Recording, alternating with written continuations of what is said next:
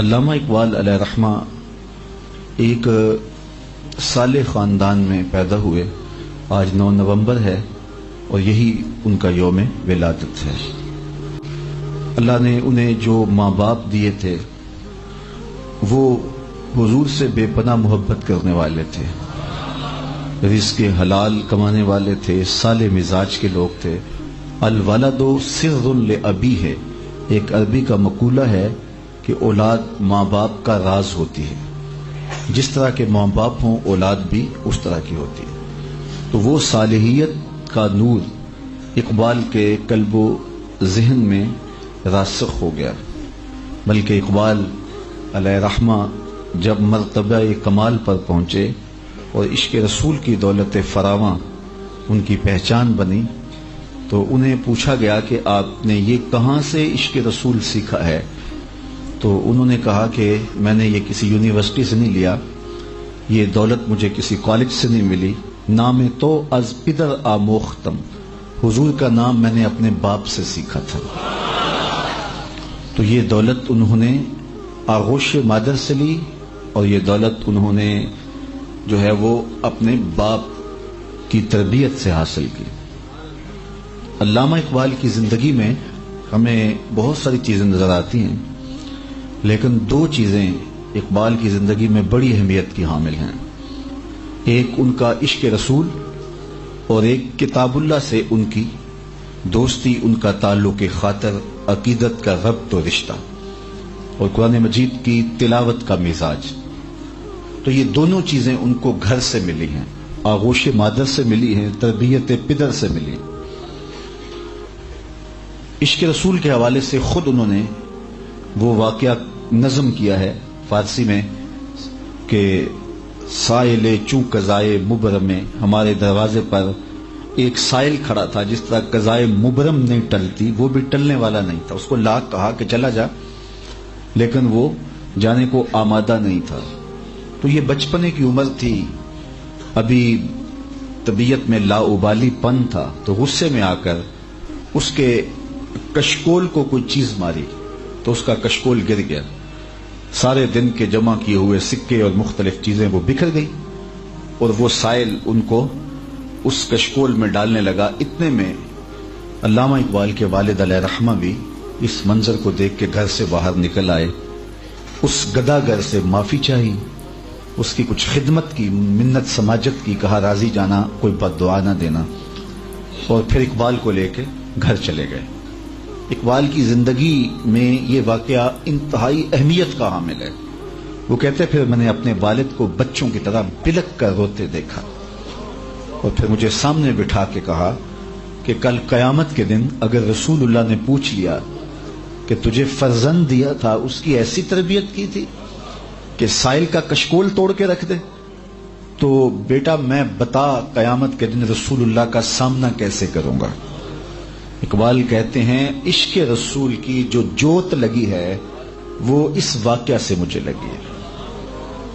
لوگ اس بات سے ڈرتے ہیں کہ رب کا سامنا کیسے ہوگا، اور اقبال کے ہاں ہمیں ملتا ہے وہ سوچتے ہیں قیامت کے دن رسول اللہ کا سامنا کیسے کروں. تو غنی از ہر دو عالم من فقیر، روز محشر عذرہائے من پذیر، گر تو می بینی حسابم ناگزیر، از نگاہ مصطفیٰ پنہا بگیر. اے اللہ تو غنی ہے، بے نیاز ہے، اور میں فقیر بے نوا ہوں. قیامت کے دن میرا حساب نہ لینا، مجھے یوں ہی معاف کر دینا، تیرے لیے کوئی مشکل نہیں ہے. اور اگر میرا حساب لینا ضروری ہوا تو میری ایک درخواست ہے کہ میرا حساب حضور کے سامنے نہ لینا. مجھے جناب رسالت مآب صلی اللہ علیہ وآلہ وسلم سے شرم آئے گی، حضور سے حیا آئے گا، تو میرا حساب حضور کی بارگاہ کے سامنے نہ لیا جائے. تو اقبال کی یہ فکر یہ کہاں سے ملی؟ والد کی ان سسکیوں سے، والد کے اس رونے سے جو رو رو کے بلک بلک کے معافی مانگ رہے تھے ان کے والد، اور پھر اقبال کو کہہ رہے تھے کل قیامت کے دن میں رسول کریم کا سامنا کیسے کروں گا. تو یہ تربیت کا جوہر تھا جو اقبال کو نصیب ہوا، اور پھر حضور علیہ السلام کی شرم اور حضور کا حیا سینے کے اندر پیدا ہوا. اور یہ عقیدہ جب رسول اللہ کی شرم اور رسول اللہ کا حیا پیدا ہو جاتا ہے پھر گناہ مشکل ہی نہیں ناممکن ہو جاتا ہے۔ بند کوٹری میں بھی کیسے بندہ گناہ کرتا ہے جب یہ عقیدہ ہو کہ رسول کریم صلی اللہ علیہ وسلم کی نگاہوں سے کچھ پوشیدہ نہیں ہے۔ جناب رسول صلی اللہ علیہ وسلم میرے عمل کو، میرے انداز زندگی کو دیکھ رہے ہیں، تو پھر حیا کس طرح گناہ کرنے دے گا؟ تو پھر بند کوٹریاں بھی پاکیزہ ہو جاتی ہیں، اور وہاں بھی گناہ کی دعوت کے باوجود گناہ کی طرف آمادگی نہیں ہوتی، اس تصور سے کہ ان کی نگاہ نگراں ہے اور وہ دیکھ رہے ہیں۔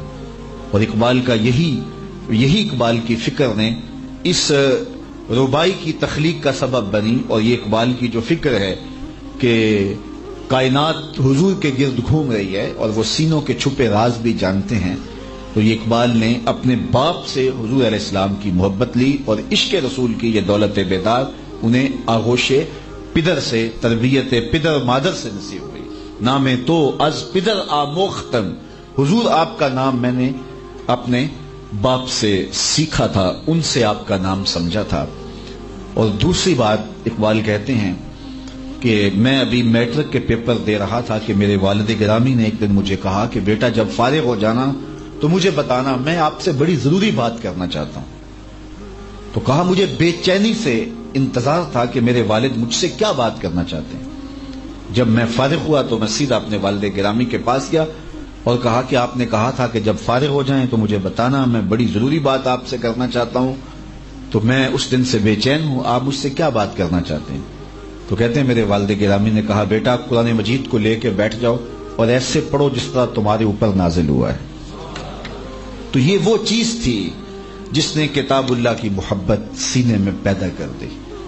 عشق رسول اور کتاب اللہ کی محبت، یہ وہ دو چیزیں ہیں جو اقبال کی تربیت کرتی ہیں اور اقبال کو اقبال بناتی ہیں، اور اس مقام پہ کھڑا کر دیتی ہیں کہ اقبال اتنا پیچیدہ ہو جاتا ہے اور اتنا گہرا ہو جاتا ہے کہ اقبال اپنے آپ کو ڈھونڈنے پھر نکل پڑتا ہے کہ میں کہاں کھڑا ہوں، اپنی ہستی کا سراغ لگانے نکل پڑتا ہے۔ ایک دفعہ جب یہ بھاٹی گیٹ پہ رہتے تھے، وہاں جو مکان تھا اقبال کا، اللہ اکبر، اس کا کرایہ جو تھا وہ زیادہ دیتے تھے اور وہ مکان اس حالت کا نہیں تھا۔ تو ایک دن ایک شخص نے پوچھا کہ اس کا کرایہ آپ اتنا زیادہ دیتے ہیں اور یہ تو اتنی جو ہے وہ مالیت کے کرائے کا مکان ہی نہیں ہے، تو مکان آپ بدل کیوں نہیں لیتے؟ تو اقبال نے کہا کہ مجھے مکان بدلتے شرم آتی ہے۔ کہا وہ کیوں؟ کہا اس لیے کہ یہ ایک ہندو بیوہ کا مکان ہے اور اس کی گزر اوقات اس کرائے پہ ہے، اور اتنا کرایہ میں دیتا ہوں اور میرے علاوہ کوئی اتنا کرایہ دے گا نہیں، تو اس بیوہ کی بیوگی کا خیال کرتے ہوئے میں زیادہ کرایہ دے رہا ہوں۔ یہ چیزیں، یہ درد مندی، یہ سوز، یہ گداز اقبال کو کہاں سے ملا تھا؟ یہ عشق رسول کی پیداوار ہے، عشق رسول کا عملی نتیجہ ہے۔ وہ عشق رسول کے زبان پہ دعویٰ عشق رسول اور ہاتھ میں چھری ہو، وہ عشق رسول کا مزاج نہیں ہے۔ وہ ہمارا ایک جو ہے وہ ایک بالائی انداز ہو سکتا ہے، لیکن عشق رسول جب روحوں میں رچ جاتا ہے تو پھر امت کے لیے محبت کے جذبات پیدا ہوتے ہیں، بلکہ انسانیت کے لیے محبت کے جذبات۔ مکان میں اقبال رہتے تھے اور ان کی شاعری کے تنتنے تھے، شہرت تھی، بہت کچھ تذکرے پھیلے۔ تو وہاں ایک صاحب رہتے تھے جو پیر طریقت بھی تھے، مولوی صاحب بھی تھے، تو ان کی مجلس میں اقبال کا ذکر چھڑا اور ادھر ادھر کی باتیں ہوئی تو انہوں نے بڑے سخت لفظ کہہ دیے۔ تو بعد میں جب انہوں نے اقبال کے کلام کو ذرا دقت نظر سے پڑھا تو پھر انہیں کھلا کہ یار یہ تو بڑا پیچیدہ شخص ہے اور میں تو اپنی رائے جو قائم کی ہے وہ اچھی نہیں تھی۔ سرے راہ اقبال سے ملاقات ہو گئی تو انہوں نے جو اقبال سے بات کی وہ کلیات کے اندر اقبال نے ایک نظم لکھی ہے زاہدی اور رندی، اس میں یہ سارا مضمون پڑھا جا سکتا ہے۔ ایک مولوی صاحب کی سناتا ہوں کہانی، منظور نہیں شوخی طبیعت کی دکھانی۔ تو وہ اس کی کہانی سناتے ہیں کہ وہ ملا، اس نے کہا حضرت میں آپ کے بارے میں بڑی عجیب رائے رکھتا تھا، لیکن بعد میں آپ کا کلام پڑھا تو پھر مجھے کھلا کہ آپ تو کوئی اور چیز ہیں اور میں آپ کو سمجھ نہیں پایا، تو مجھے افسوس ہے کہ میں آپ کے بارے میں کچھ اچھے کلمات نہیں کہے، تو مجھے اپنے کہے پر پچھتاوا ہے۔ تو اس نے جب معذرت کا اظہار کیا اور ساتھ کہا کہ معذرت آپ کو سمجھ نہیں پایا، تو اقبال نے جو اس کا جواب دیا، میں صرف مقصود چونکہ میرا وہاں ہے، اقبال کتنا گہرا ہو گیا تھا اور وہ خود کو ڈھونڈنے نکلا تھا.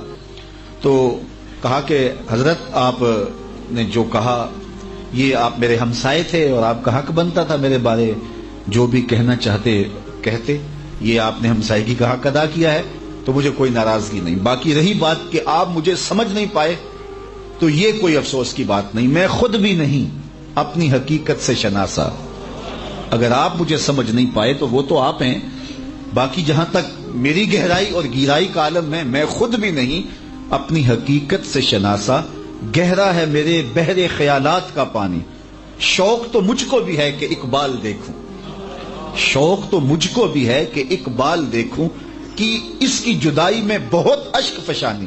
اقبال بھی اقبال سے آگاہ نہیں ہے, کچھ اس میں تمسخر نہیں واللہ نہیں ہے. اور پھر کس طرح کائنات کے ہر رنگ کے اندر انسانیت کا رنگ اور خودی کا نور اقبال کو دکھائی دیتا ہے کہ کانپتا ہے دل تیرا اندیشائے طوفان سے کیا, نا خدا تو بحر تو کشتی بھی تو ساحل بھی تو, دیکھ آ کر کوچائے چاکے گرے باں میں کبھی, کیس تو لیلا بھی تو صحرا بھی تو محمل بھی تو, وائے ناکامی کہ تو محتاج ساکی ہو گیا, میں بھی تو مینا بھی تو مستی بھی تو حاصل بھی تو, آہ کس کی جستجو آوارہ رکھتی ہے تجھے, راہ تو رہرو بھی تو رہبر بھی تو منزل بھی تو, بے خبر تو جوہر آئینہ ایام ہے, تو زمانے میں خدا کا آخری پیغام. تو جب خودی سے آشنائی ہوتی ہے تو پھر کائنات کے سارے رنگ ایک وجود کے اندر دکھائی دیتے ہیں, وہ وجود انسان ہے. اور پھر وہ رازدان بن جاتا ہے, فطرت کے رازوں کا امین بن جاتا ہے, پھر وہ خودی کا ترجمان بن جاتا ہے, پھر وہ راز کن فقاں بن جاتا ہے. تو راز کن فقاں ہے, اپنی آنکھوں پر عیاں ہو جا, اپنے آپ کو دیکھنا انسان تو کہاں کھڑا ہے. وفی انفسکم افلا تبصرون, ذرا من میں جھانک کر کے تو دیکھ. بلے شاہ اڈ دیاں پھڑ میں جڑا اندر بیٹھا ہے کبھی پڑھیا ہی نہیں. اپنے اندر جب انسان اترتا ہے پھر اسے پتہ چلتا ہے من عرف نفسہ فقد عرف ربہ, جس نے من کو پہچان لیا اس نے اپنے رب کو پہچان لیا. اور جس کو خودی کا تعقل ہی نہیں ملا, ذات سے آگہی نہیں ملی, اپنے آپ سے آشنا ہی نہیں ہوا, تو پھر اسے کسی اور کا پتہ کیسے چلنا. اس آئینے میں پہلے اپنے وجود کو دیکھ, تو راز کن فقاں ہے, اپنی آنکھوں پر عیاں ہو جا, خودی کا رازداں ہو جا, خدا کا ترجمہ ہو جا, خودی میں ڈوب جا غافل, یہ سر زندگانی ہے, نکل کر حلقۂ شام و سحر سے جاویداں ہو جا, مسافے زندگی میں سیرت فولاد پیدا کر, شبستان محبت میں حریر و پر نیا ہو جا, گزر جا بن کے سیلے تند رو کوہ بیاباں سے, گلستہ راہ میں آئے تو جوئے نغمہ خاں ہو جا.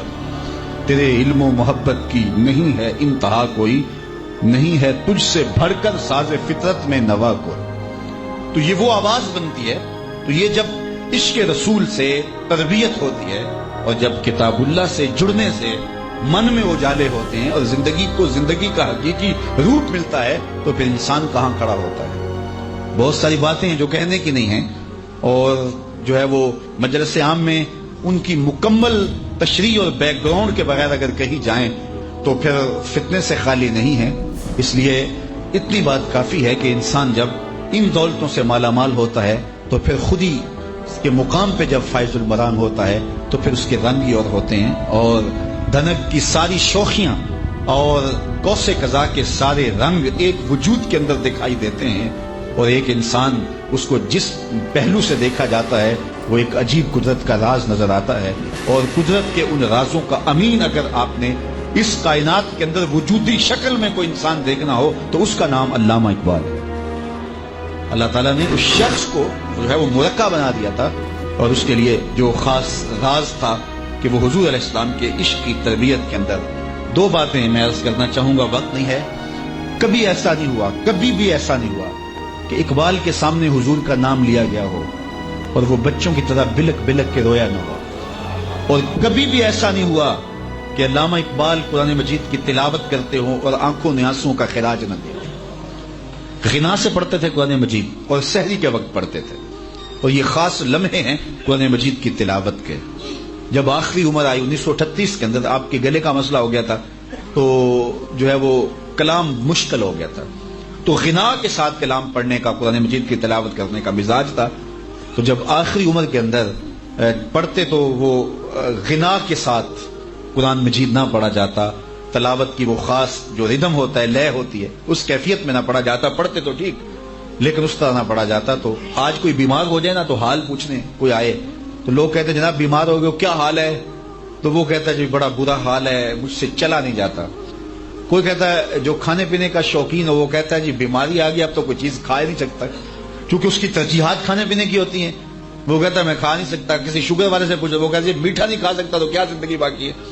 تو ہمارے مسئلے یہ ہیں، ہم کھا نہیں سکتے، ہم پی نہیں سکتے، ہم سیر نہیں کر سکتے۔